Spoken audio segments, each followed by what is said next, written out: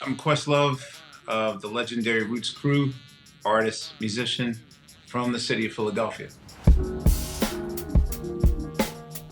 You really want me to be honest with you about how we got involved with this project?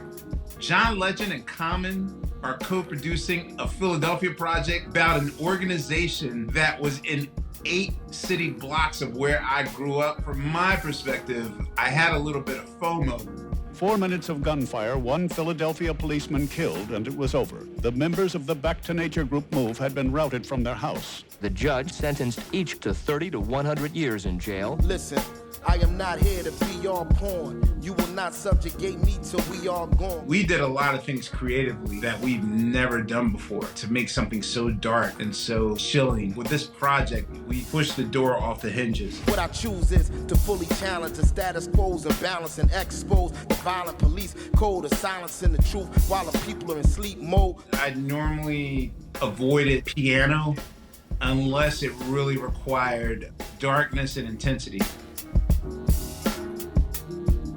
Some of your most iconic horror films, they use pianos. It's more stark and it's more cold. We must fight back. It was the opposite of what the Roots are known for.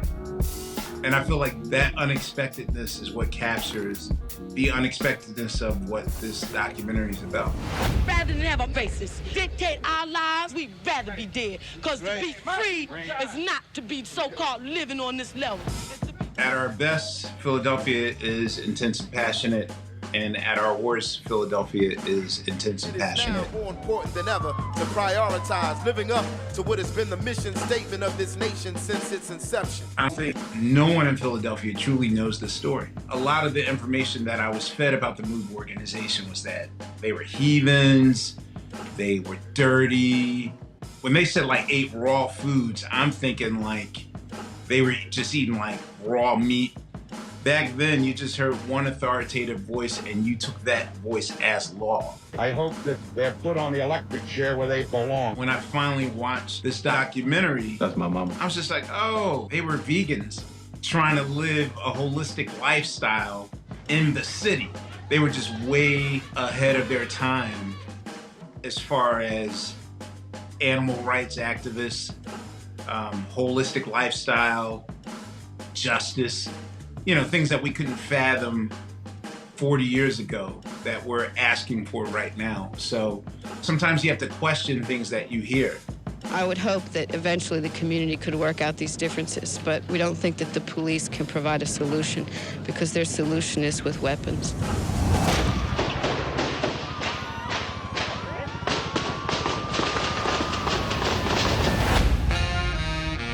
When constructing music for this, we figured what's the best way to punctuate our sound? Horns are fanfare, they're an announcement, they're an exclamation points. Music really serves as an audio Polaroid of your life memories. You remember what was playing at your prom, you remember your wedding song. But, you know, on the other side of that spectrum is music and tragic moments.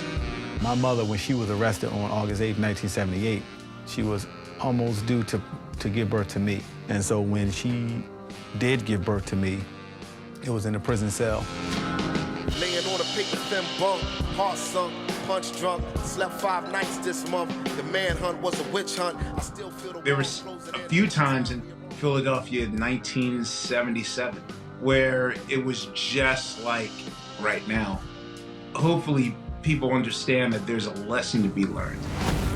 Handcuffs keep tightening like eyes that a bright light is in. Every time I fight, the reason I fight is to not fight again. The struggle continues every day. And hopefully we'll be at a place where these stories are few and far between. Every time I fight, the reason I fight is to not fight again. Every time I fight, the reason I fight is to not fight again.